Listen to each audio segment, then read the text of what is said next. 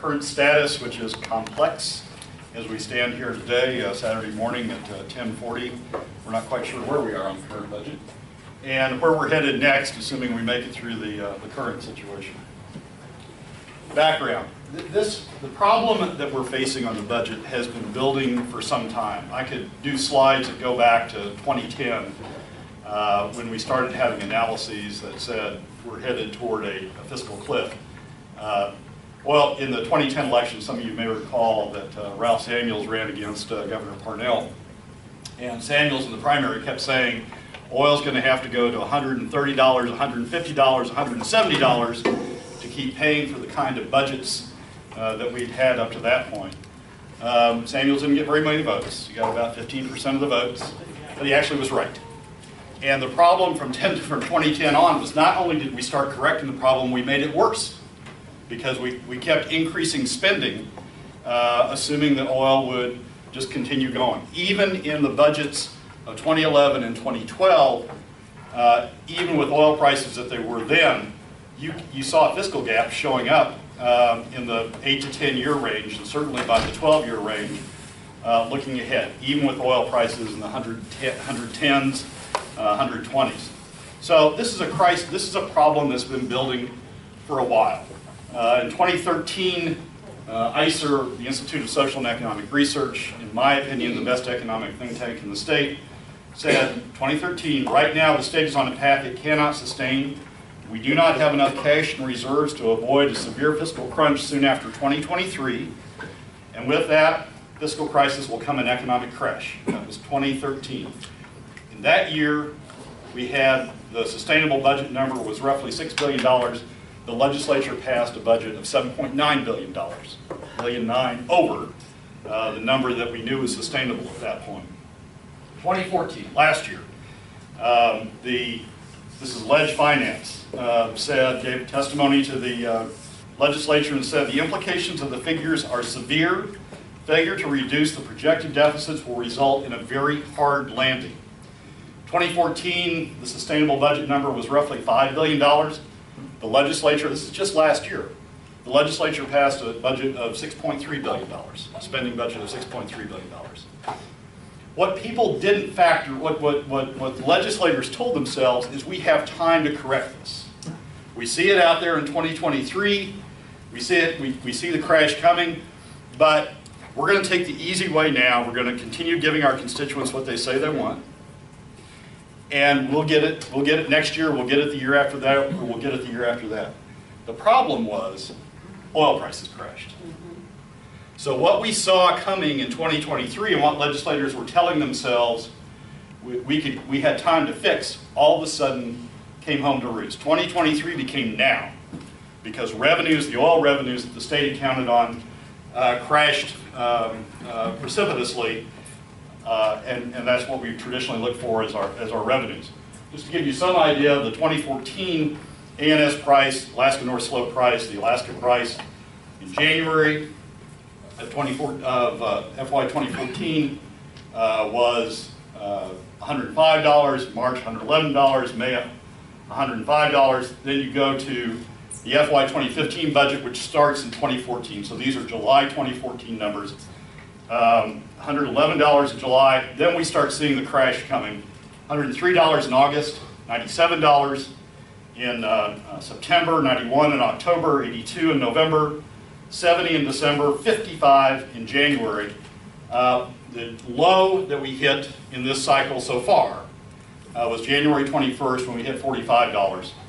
We've come back up a little bit to $62, but you need to understand that even given how much our spending has grown, even if we went back up to $90, we're still $2 billion in deficit. We have grown government, we have grown spending so much that oil prices, at the beginning of the FY 2015 budget, the break-even oil price was $117.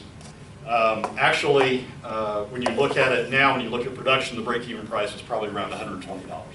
So oil prices would need to be back up to $120 in order to fund the kind of spending that we've taken on. So what happened is the problems that people that were talking about, even back in 2010 when Ralph Samuels ran for governor, and certainly have talked about in 2013 and 2014 have now come home to roost as a result of the oil price crash. So where does that lead us, or where does that leave us going forward if we don't do anything? And what it's doing is consuming all of our, to support the budgets that we have had, and if we don't get spending under control, we'll continue to have, we're just running through our savings. The state has developed significant savings, but we're running through them now at a fairly rapid pace. $3 billion last year, $3 billion next year. We're running through them at a fairly rapid pace, and so what that does is we're consuming the future. Each time we go, each time we continue the spending, we're consuming the future. And we're leaving less and less and less of a nest egg to produce earnings in the out years for future generations. So this generation is taking more than its fair share, but it's taking it from future generations, and we're running up to a cliff where this generation will be just fine as long as we keep going through the spending, but then we're going to hit a cliff. And future generations are going to be faced with no savings, no earnings off of the nest egg that we've developed. Those that came before us have developed. No earnings off the nest egg. They're going to have to pay taxes, sales and income taxes, and there's not going to be a PFD because there's not going to be any permanent fund earnings left. And they're going to have reduced government services. So if you look, I'll come on to what tax revenues can produce in this state, given our limited population. But if you look at the kind of revenues that we can have, if we continue running through our savings, that we will have, we continue running through our savings and try to survive just on taxes, we will have a significant, we're leaving to future generations a significantly reduced standard of living, significantly reduced government services, and they're going to have to pay taxes to get even that. Taxes and no PFD to get even that. So basically, we're having an intergenerational theft going on. This generation is taking from future generations of Alaskans, taking the wealth that previous generations of Alaskans set aside for future generations.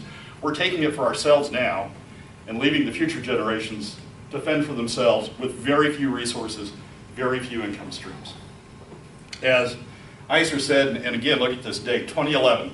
As ICER said in 2011, going the way we're going now leaves a future with reducing expenditures, that's reduced state government, reduced state spending, and institution of broad-based tax and use of a portion of the earnings of the permanent fund just to have the reduced state services that we're going to have. And if you look at what's happened in the last few years, the overspending in the last few years, and the savings we've consumed and where the track is leading us if we don't do something about it, we're not even going to have earnings from the permanent fund. So we're leaving future generations essentially to go back to the Alaska that was before oil, which is a lot smaller state, a lot fewer services, a lot less culture, a lot less opportunity, a lot fewer schools, a lot fewer people.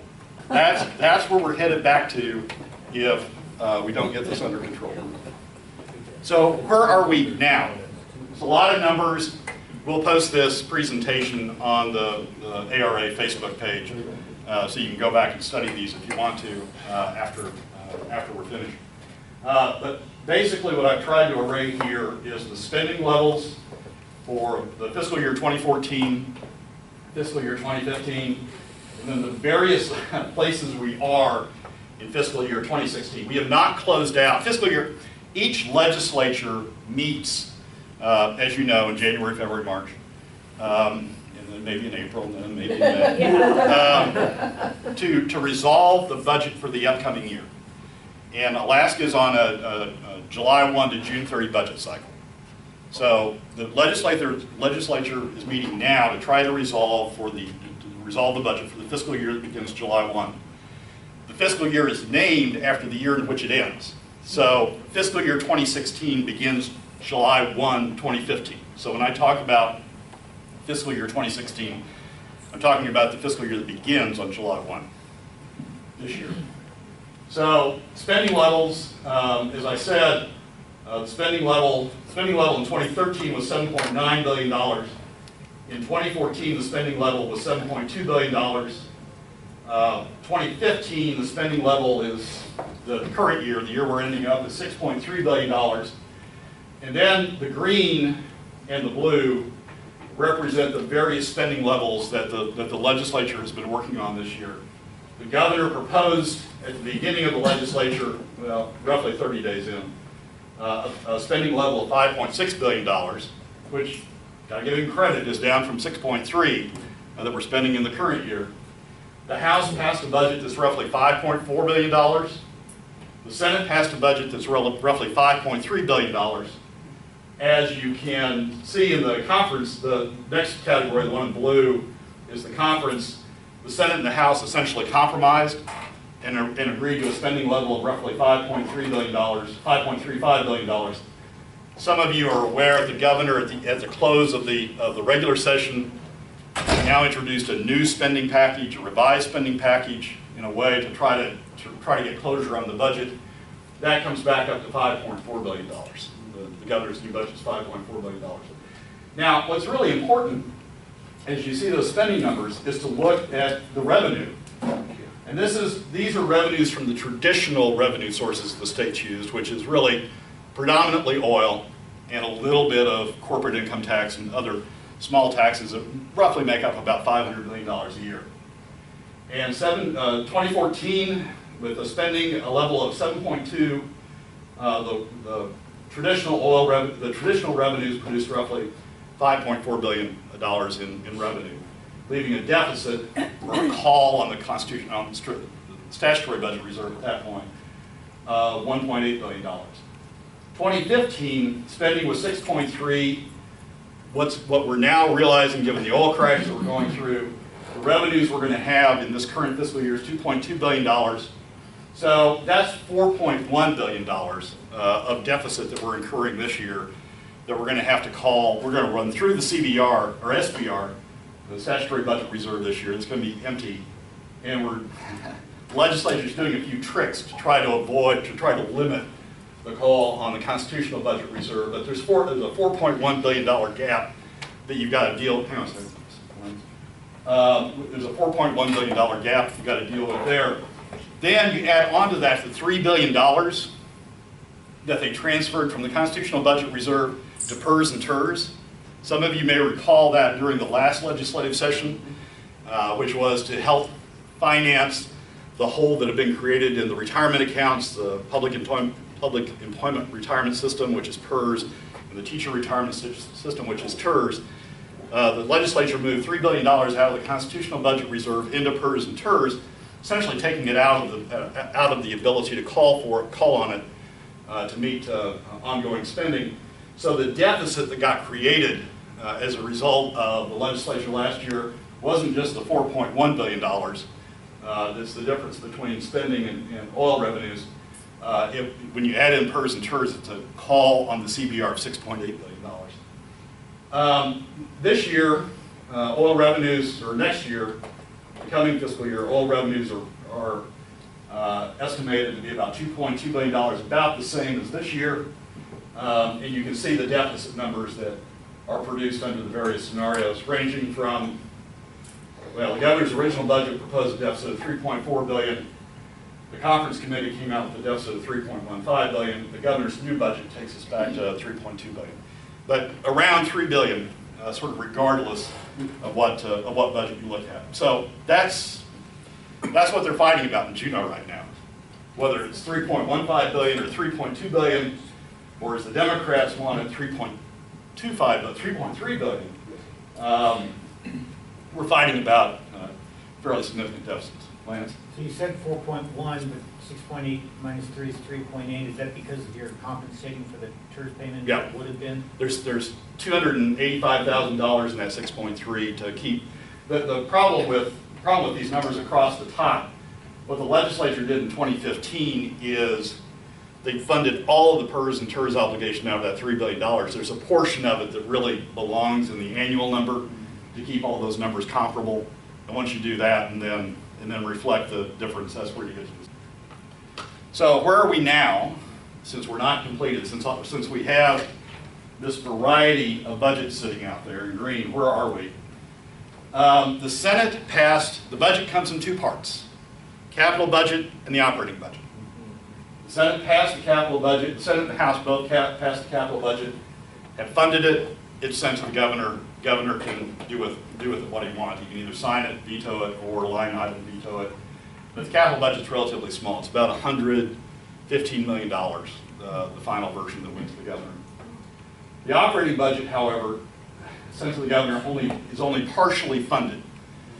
To fund a budget, you have to either show that you can fund it through revenues or through some other source. And as you can see, under all of these scenarios, the deficit is around $3 billion. So you've got to close that gap in order to have a fully funded budget. I'll come on in a minute to how the various ways in which you can close that gap. But you have to close the gap in some fashion in order to have a fully funded budget. The operating budget that finally passed the House, or got through the conference committee and then passed the Senate and the House, it was fully funded when it passed the Senate because they tapped the constitutional budget reserve to fill in that $3 billion gap. The House, however, to tap the constitutional budget reserve requires a 3/4 vote of both bodies. So it's 15 in the Senate, and they got 15 in the Senate to do the constitutional budget reserve. It requires 30 in the House, 30 of the 40 members in the House. They didn't get 30 of the 40 members in the House. They got to 26. They're 4 short. And so they passed the budget, but it's not funded. So it went to the governor's office unfunded. So what's the effect of partial funding in Alaska? And there was an interesting hearing a couple of days ago at which members sort of suddenly, some members who had not been focusing on this, sort of came awake as to the various issues.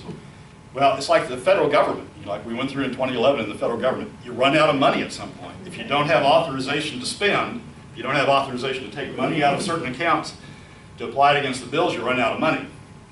And because of the way that the revenue comes into the state, the projection is the fiscal year, the way we are now, the fiscal year will start July 1 and we'll run out of money by September. And when we run out of money, several things happen. State government will shut down, schools will shut down. Because the state government provides a significant share of funding that goes to the schools. So the way things are right now, and this is part of the reason we're in an extended session, the way things are right now, we run out of money in September, things start shutting down in the state. Yep. Is that including the funding they did say we're going to use this fund here and this fund here? Yep, includes everything. Okay, thanks. All in. The funding they said, the funding they used, got them maybe, well, they used a bunch of it to close out FY 2015. There was a hole in FY 2015, so they used the forward funding account for this public school system to close out FY 2015. They don't have much left in the cupboard to try that trick again for FY 2016. I'll show you in a second what they've got left. But this takes everything. They run out in September. There's that, right? We run out of money in September. There's actually an earlier effect that we need to be concerned about, just like Congress should have been concerned about and wasn't when we went through this cycle in 2011 at the federal level. If not resolved, if this budget crisis if this funding issue isn't resolved, there's an increased likelihood as we go along also of getting adversely affecting the state's credit rating. The credit agencies, if you'll recall in 2011, when Congress was going through this cycle, ultimately Standard & Poor's said we're going to downgrade you because we don't trust you anymore, that you're actually going to be able to meet your obligations when due. And the federal government went from AAA rating down to AA plus, I think is what the S&P took them down to. Alaska currently is at a AAA rating. If we start going through this cycle where we can't fund our budgets, the credit rating agencies are going to take us down as well. And there's 2 big effects of that. One, an increased cost, long-term costs, because we will always be in a bond issuing mode. And if your credit rating is reduced, your cost of debt is higher. And so it will increase future debt costs going forward. The other thing, and much more important near term, is it will also affect our credibility on the AKLNG project and the costs on the AKLNG project.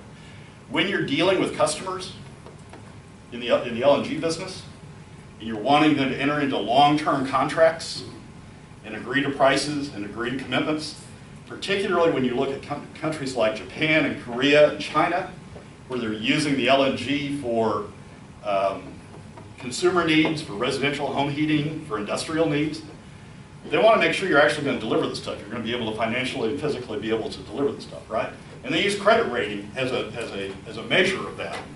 So if our credit rating starts going down, not only will it increase the cost to the state of the LNG project and overall cost over the long term of all government services, it will also put at risk our ability to enter into good long-term contracts to support the LNG project. So it has a knock-on effect that is significant. So what are the funding options? What do we have in front of us as options to be able to close the gap? Well, the preferred option is to use the CBR, Constitutional Budget Reserve, to close that remaining $3 billion gap. We have about $10 billion remaining in the CBR. If we don't get this spending under control, we're going to run through it the next 2 or 3 years. But right now, we're confronting what we're going to do to fund the budget the legislature just passed. To fund the CBR, it requires a 3/4 vote, as I said. The reason they couldn't get a 3/4 vote in the House was because those House members they needed to vote, to get those 4 additional votes to get to 30, they were insisting on increasing overall spending as a price for giving their vote to fund the CBR, adding another $100 million basically. The Democrats wanted Medicaid expansion. They wanted to restore the cuts that have been made in K through 12 funding. They wanted to restore the cuts that have been made to the Marine Highway System, and they wanted a few other things thrown in. So there's a cost to using the CBR, and that cost gets you to a spending level that then goes back up to roughly. So if you add back in what the Democrats wanted, we were back up roughly between where the governor's original proposal was, the 5.6, and what the House did at 5.4. So we were back up in a range that produced higher deficit figures. That's why the majority ultimately voted out the budget the way they did, partially funded, because they couldn't get the 4 votes they needed to close the CBR. Carol. Just one footnote on that. I went to a meeting yesterday with 2 of our legislators, and it was pointed out that the Democrats had this long list of demands, and the Republicans said, okay, we'll let you have this one, and they said, you don't understand. We want all or nothing, which is why they're in an impasse. Yeah, so we're engaged in a game of chicken, basically. The Democrats think they have the Republicans over the log because funding runs out in September. Nobody wants to be responsible for crash and burn that will happen in September. They're responsible. And there's going to be a great spin game about who's responsible.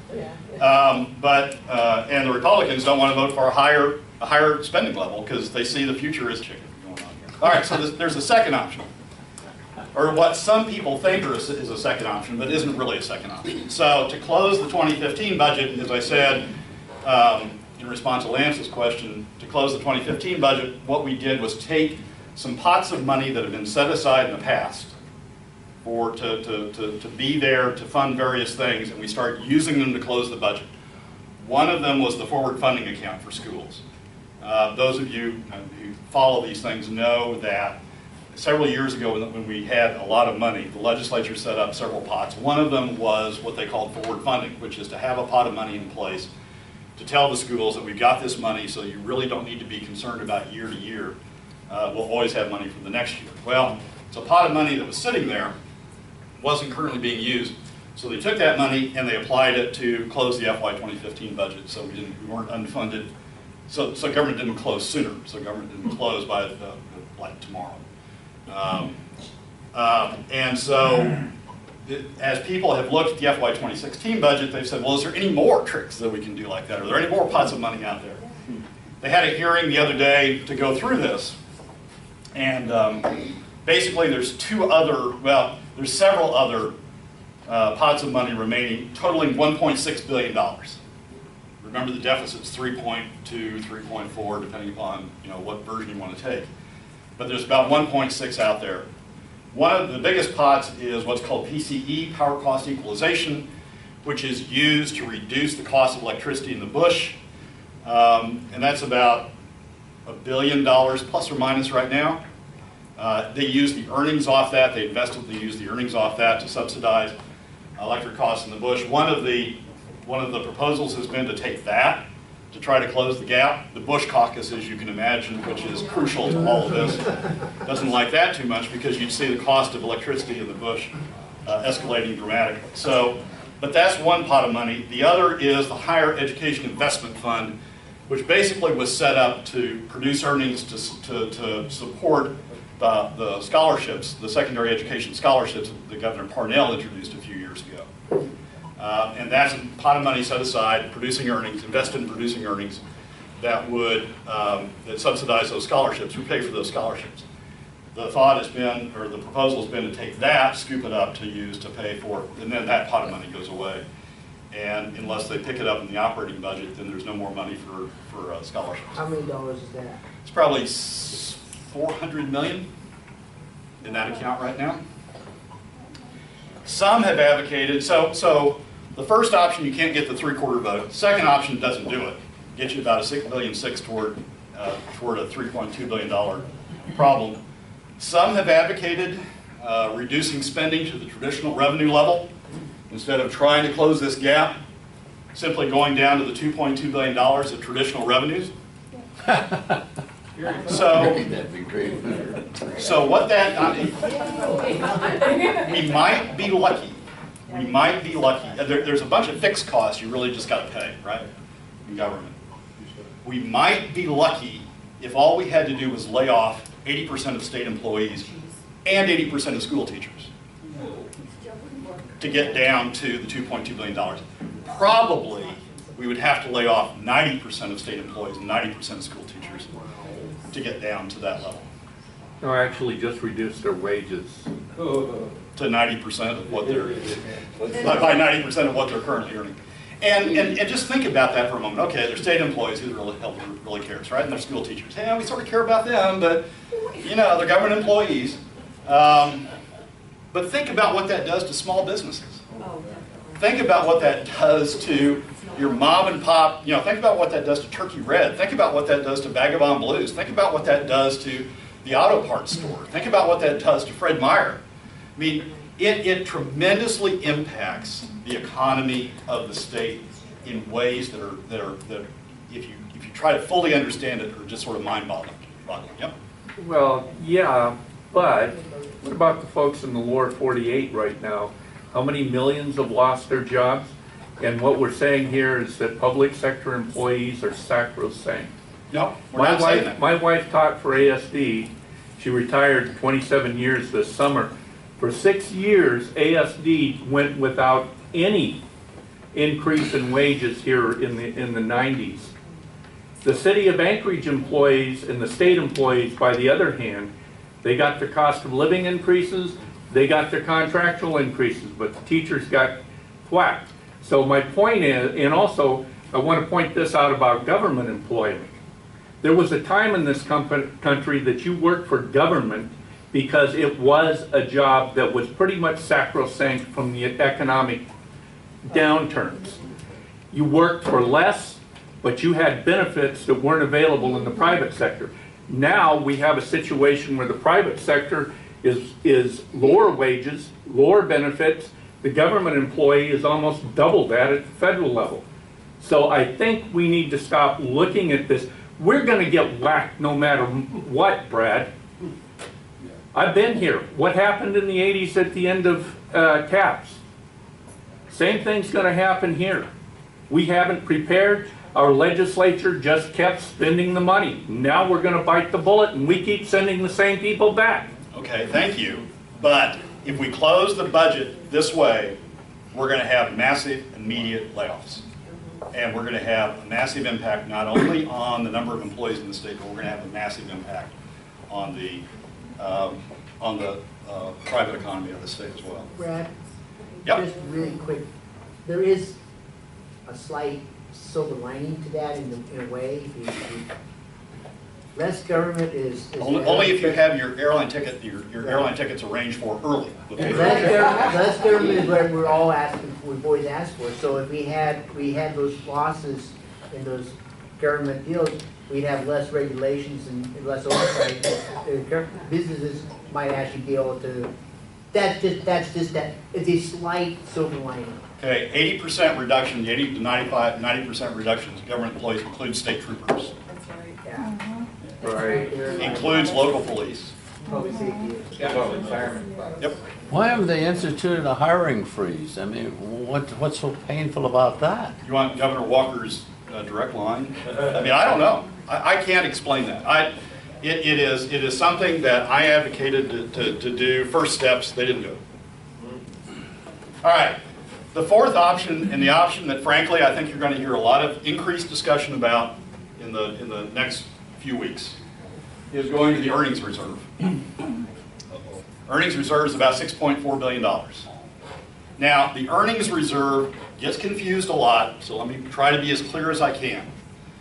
The Constitution provides that there's a permanent fund, and that permanent fund shall receive certain monies, including 25% of royalties as they're incurred over the year. So we're still contributing. We contribute to the permanent fund every year. We take 25% of the royalties that we get from our oil and gas.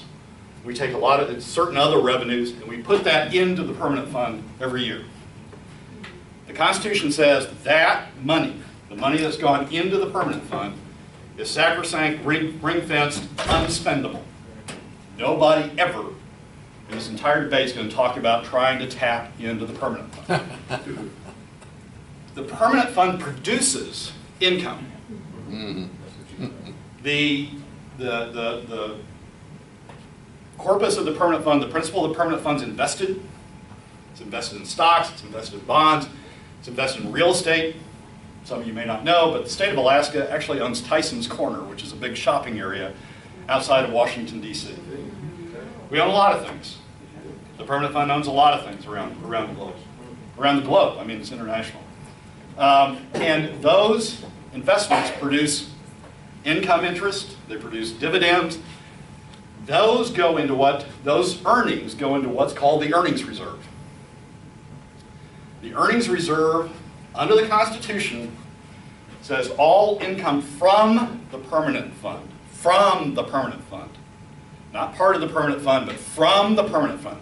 So they're talking about the interest, the dividends, the earnings off of the investments. All income from the permanent fund shall be deposited in the general fund, except as otherwise provided by law. Statute provides for two reservations in the amounts that go into the earnings reserve. One is to inflation-proof the permanent fund so that the permanent fund the amounts continue to grow to keep pace with inflation, so that we don't suffer loss in value because of inflation. And the second is to fund the dividends. The dividends come out of the earnings account, and they're calculated according to a statutory procedure. There's additional earnings. The permanent fund's now grown to a size that there's additional earnings currently accumulated and being spun off every year in addition to those two reserved areas. And when you talk about tapping the earnings reserve, what you're talking about is tapping that portion of the earnings reserve that's not needed for the dividend, not needed for inflation proofing, but is available, as the Constitution provides, to the general fund. That amount that's in there, if it's not required for dividends, not required for inflation proofing, is currently about $6.4 billion. That's accessible by majority vote. It doesn't take a 3/4 vote, so you're not held hostage by somebody else. It doesn't even take a 2/3 vote. It's available by majority vote. And the governor, when he did a presentation to security analysts earlier this year, told the security analysts, the ratings analysts, told the analysts that that would be an amount that the state would look toward to use if we needed it to fund government. Well, if we can't use the CBR without being held hostage to another $100 million in spending, we don't have enough left over in the various cookie jars to fund closing the gap. And taking it down to revenues would crash the economy. The fourth option, and the option that I think you're going to find people talking a lot more about, is going to the earnings reserve. The flashpoint, Democrats are going to say this, and you need to be very careful when you listen to what they say. Democrats are going to say, oh, that's raiding the permanent fund. Why are they saying that?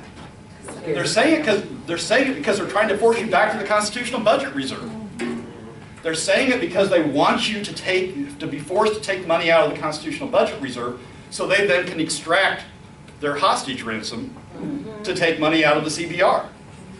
But I want you to understand, if you go away understanding nothing else today, I want you to understand that the earnings reserve is income from the permanent fund. It is not the permanent fund. If you want to, and I would, and certainly, as this debate goes on, you will want to.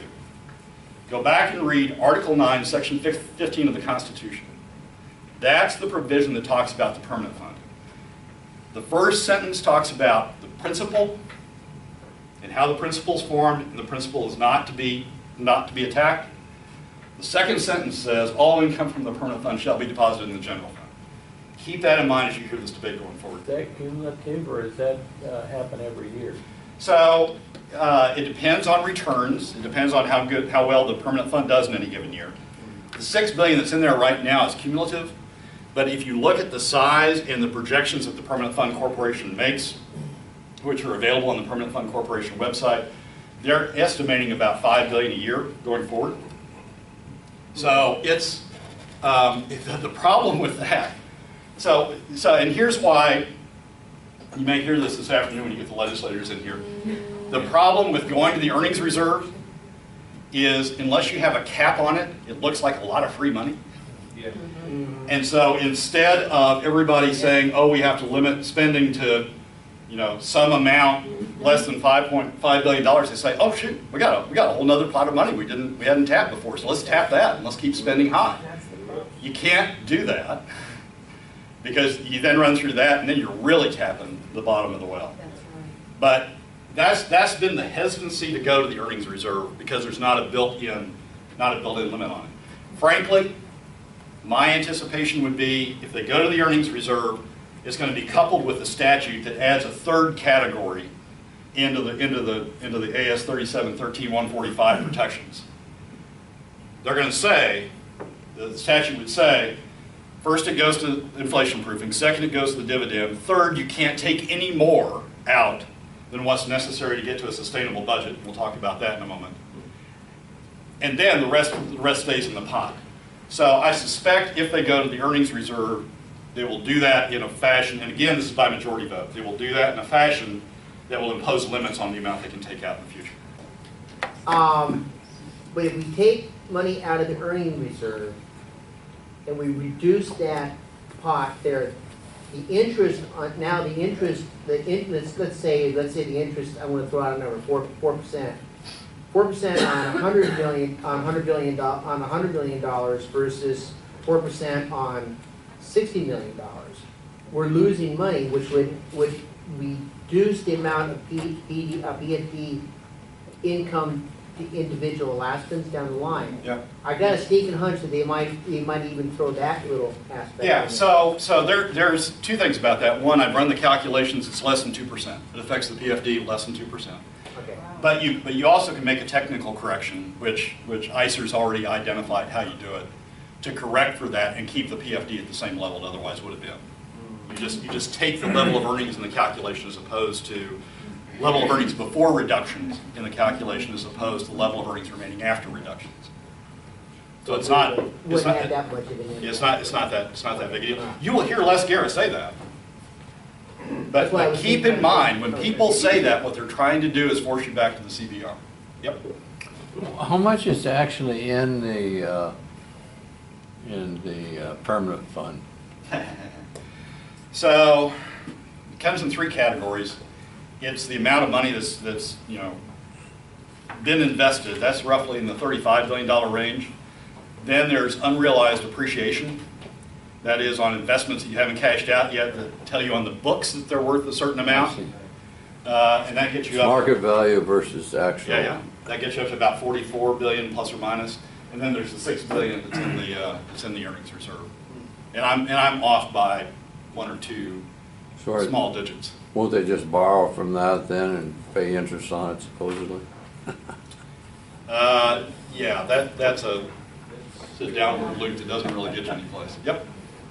So Brad, just for clarification, so if you were king, you'd take out of the If I were king, I'd earnings move to Germany. reserve if we pass legislation that, say, kept the budget at 3 billion, so we could only take out $1 billion a year? Okay, if I were king, I'd go find 4 people that actually care about this state as opposed to political posturing and say, come on guys, really? Okay, so I probably would go to a portion of PCE, a portion of the higher education fund. If I couldn't get the CBR votes, we're assuming I can't get if I can get the CBR votes, it's done, right? Yeah. I take the $6 billion, I take the $3 billion out of the CBR, get through this year and start worrying about the future. But if I can't get the CBR votes, then I take a portion of it out of PCE, a portion of it out of higher ed, and I take the rest out of the earnings reserve. That's me. Where does the government, or where does the governor want to take it out of? CBR. So the governor's trying. This is political theater at its finest. The governor's trying to get increases, right? Off of the budget that the conference committee agreed to. So the governor wants it out of the CBR because he wants leverage. If the legislature said we're sticking at 3.15, we're going to finance it out of things we can get at through majority vote, like the PCE fund and a higher education fund, and out of the earnings reserve, they're done. They funded the budget, they've sent it to him. And if they can do the funding, they're done. So the governor wants to use the CBR. I mean, and he's going to go through all sorts of. He's going to say the same thing as everybody else. You're reading the permanent fund. But the governor wants to use the CBR because he wants a higher number. And that higher number includes things like he wants to restore the K through 12 BSA reduction that the conference committee did. He wants to reverse the salary freezes that the conference committee did. He wants to include Medicaid expansion. He wants to increase spending in the marine highway system. He wants to increase University of Alaska spending. The really bizarre thing about University of Alaska spending, they asked the director of budget. I mean, the governor originally said these are specific items that you've cut too far that we need to restore, right? Okay. So they asked the O&B director about the UA restoration, the University of Alaska, and they said, okay, what's this, they want to add $7 billion to that. What's the $7 billion that you want to add? Well, I don't know. That's up to the Board of Regents, but we know $7 billion is too low. Yeah, Board of Regents. So, but the governor wants to do the CBR.